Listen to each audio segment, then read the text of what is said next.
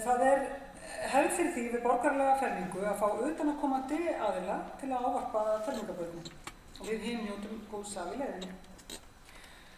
Claudia Ashani Wilson frá Jamaica og flutti hingað til lands árið 2001. Frá þeim tíma hefur hún verið mjög virk í félagsstörfum á Íslandi. Hún sat meðal annars sem varaformaður í stjórn samtaka kvenna af erlendum uppruna og situr nú í stjórn Amnesty International á Íslandi, fulltrúaráði SOS Barnaþorpa á Íslandi og fagráði Jafnréttissjóðs. Claudia öðlaðist héraðsdómslögmannsréttindi árið 2016 og fyrsti einstaklingurinn sem utan eru til að ljúka slíku prófi hér á landi. Hún meðhöndandi hjá Rétti lögmannsstofu og hefur starfað þar síðan árið 2013. Þar fæst hún aðallega við mannréttindamál, refsiréttarmál og innflytjenda- og flóttamannamál. Samhliða lögmannsstörfum sínum hún stundakennari við Háskóla Íslands og Jafnréttisskóla Háskóla Sameinuðu þjóðanna. Velkomin.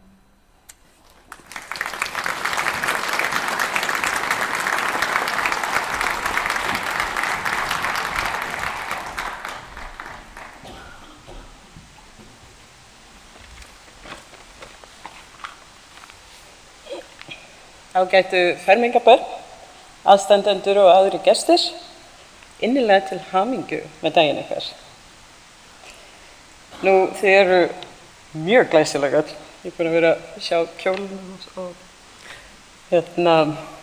bara allir því fara í dressinu sínum, bara frábært, mjög gott. Ég er allavega mjög ánægð að vera með ykkur hér í dag og það er mikil heiður fyrir mig að fá að ávarpa ykkur. Erindi mitt ber heitið að vera að heitja sögu sinnar og fulltrúi framtíðarinnar og mig langar sem sagt að byrja að segja ykkur smá sögu. Ég elska að segja sögur og þess vegna var ég sérstaklega ánægð þegar ég var sem sagt stödd í sumarbústað nýlega við stjúpsonum minn og hann sagði: Claudia, viltu segja mér aðeins frá æskuðina á Jamaica? Hvernig var að búa þar? Og fyrir ykkur sem veit ekki hvað Jamaica þetta sama landi og Usain Bolt frá, þið þekkir hann að þekki. Og kannski fyrir foreldra ykkar þá veitu þeir hver Bob Marley En ég allavega það. Og þannig að þetta var sem sagt, ég var frekar ánægð að hann vildi vita aðeins meira lífið mitt þar og hlusta á sögurnar mínar, umfram það að sjálfsögðu vera í tölvuleikjum og horfa á sjónvarpið og vera í síma. Ég sagði sem sagt við hann að þegar tvíburarnir mínir, sem aðeins eldri en hann, voru aðeins 5 ára gamlir, þá hætti ég að lesa bækur fyrir þá sem sagt fyrir svefnið. Aðallega því að þeir vildu líka heyra lífið mitt og æsku mína á Jamaica. Og þessar frásagnir mínar eru ekki einhverja prinsessusögu og ekki prinsessu sem bjó í kastala eða heldur unga stelpu sem bjó í litlu þorpi í suðurhluta Montego Bay á Jamaica og ólst upp með 4 systkinum, nokkrum frændsystknum, afa sínum og ömmu. Sögurnar mínar snerust aðallega skólagöngu mína, að þurfa sem sagt að labba marga kilometra á dag til og frá skólanum. Myndið þið gera það? Að borða sem sagt ekki alltaf besta matinn. En þó mikið af ávöxtum, ég sakna þess. Ég var alltaf að kliffa upp í tré og sækja sjálf. Reyndi að kliffa upp í tré daginn, það gekk ekki. En ávextir voru sem sagt alltaf til, þannig að ég gat alltaf sótt með einhverju ávextir. Og kjöt og annar fyrniri voru ekki endilega alltaf til heldur, þau voru að skornum skammti. Sögurnar mínar voru líka að þurfa sem sagt að labba marga kilometra á dag, kannski ekki alltaf, en stundum. Sem sagt, til að sækja drykkjuvatn í fötu og setja náttúrulega höfuð og labba með það, sko. Og í fötu og þvo þvottinn í áni. En helst að morgni til fyrir skóla, svona klukkan 6. Myndið þið gera það? En ég sagði þeim líka stundum frá þeim dögum sem ég mætti ekki í skólan, ýmist vegna þess að það voru ekki til peningar. Og stundum vegna þess að ég þurfti að aðstoða afa og ömmu á föstudögum við undirbúning fyrir markaði. Nú, það gleður mig að rifja upp þessa tíma. Ég gæti rifjað það upp í margar klukkustundir, en ég veit við höfum ekki tíma, þannig að ég mun ekki segja eitthvað meira það. En sem betur fer finnst börnunum mínum gaman að heyra frásagnirnar. Ekki síst finnst mér gaman að rifja upp þessa minningarna mínar, af því að það gefur mér sem sagt tækifæri til þess að svona velta fyrir mér í fyrsta lagi hvar var ég stödd í fyrra lífinu mínu og í öðru lagi hvar er ég stödd í dag og svo í þriðja lagi hvert stefni ég. Nú, eins og kom fram hér áðan, þá flutti ég til Íslands fyrir svona tæplega 19 árum síðan. Ég trúi því ekki sjálf. En ég ákvað sem sagt að skella mér bara í einu flugferð hérna hávetur frá Jamaica til Íslands. Ekkert mál, ekki satt? Nú, hafið þið kannski séð kvikmyndina Cool Runnings bobsleðlið Jamaica á Ólympíuleikunum 1998. Þetta kannski aðeins fyrir foreldra ykkar, sko. Þetta þessa mynd. En eins og leikpersonunar í þeirri mynd, þá læri ég mjög fljótt að það að sjá sem sagt snjó og að sjá það sem sagt í sjónvarpinu allt annað en að vera sem sagt umkringd, það að vera komin í snjóinn og vera umkringd honum alla daga. Svo læri ég líka þessi hvað kallast gluggaveður. Það læri ég svolítið fljótt líka. En nóg með það, hingað var ég komin aðeins 18 ára gömul, langt frá fjölskyldu minni og vinum og ætlaði sem sagt að byrja nýtt líf. Ég ætla að vera lögfræðingur á Íslandi, en að sjálfsögðu áttaði mig alls ekki á því að sem sagt lögfræðinámi yrði ekki á móðurmálinu mínu. Hvernig get ég orðið lögfræðingur? Ég tala ekki einu sinni íslensku. Ókei. Þetta víst hindrun, en ekki óyfirstíganleg. Right? Lærðu það nú bara. Svona var sem sagt þroskan í mér, minn innri rödd. Því það mun koma hindrun í lífi ykkar. En við þurfum sjálf að trúa okkur sjálf, hvað getum við? Alveg saman hvað aðri segir, það ekki?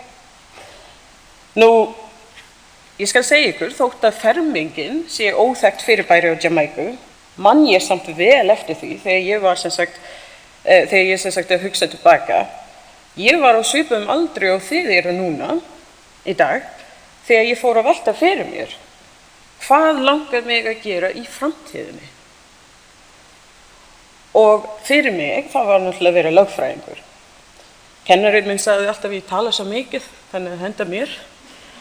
En ég held að hann hafði nú rétt fyrir sér. En ég vissi hins vegar að menntun mín var það dýrmættasta sem að ég átti og að menntunin myndi koma mér úr fátækt. Nú, sagan minn að þessu leyti ekki frábrugðin sögu fyrrverandi forsetafrú Michelle Obama, sem ólst líka upp við fátækt og sá menntun sína sem lausn út úr fátæktinni. Þetta skrifaði hún meðal annars í bókinni sinni, Becoming, sem kom út árið 2018 og ég mæli eindregið með að þið lesið þessa bók. Það má segja að það að fermast tákni ákveðin kaflaskil í lífi barna. Börn fara frá því að vera svona lítið börn yfir að vera ungt fólk. En þetta þýðir alls ekki að þið þurfum að vera fullorðin í þeim skilningu sem að foreldrar ykkar eða ég orðin. En langt frá því. En eflaust mun ákveðin innri skoðun farið fram, kannski ekki endilega á morgun eða á næstu vikum eða mánuðum, en það mun gerast, trúðu mér, það mun gerast. Þið munu væntanlega velta fyrir ykkur, líkt og ég gerði, hvað þið stödd, hvert þið stefnið og hvert ykkar að sjálfsögðu. Þið munu sem sagt finna rétta svarið fyrir ykkur sjálf. En eitt víst, þið eruð fulltrúar framtíðarinnar. Pældu í því, þið eruð það. Og sama hvað þið eru búin að ákveða að gera, til dæmis að vera næsta lögfræðingar, læknar, tónlistamenn, vísindamenn, bara hvað sem ykkur dettur í hug. Af því það er engin takmarkun. Engin. Þá er ég sannfærð að sem fulltrúar framtíðarinnar er heimurinn ykkar leikvöllur og þið munið sem sagt setja nýja leikreglur hvers konar samfélag þið viljið búa í. Nú, sem fulltrúar framtíðarinnar eru þið nú þegar mun víðsýnni og mannréttindasinnaðri kynslóð en kynslóðin á undan ykkur og svo framvegis. En þetta er ekki aðeins mín skoðun, heldur hafa rannsóknir líka sýnt fram á þetta. Þið eru djarfari en foreldrar ykkar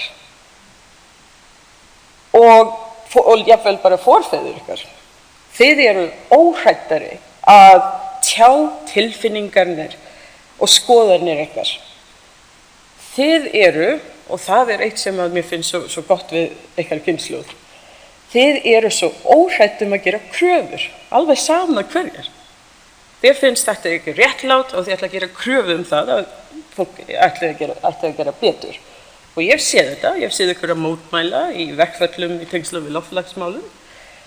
Þannig að þið eru óhrædd að gera kröfu, og eins og ég segi, alveg sama hvað það er, ef það er jafnréttismál, það er loftslagsmál. Þannig að ég er vongóð að þið muni gera heimurinn mun betri.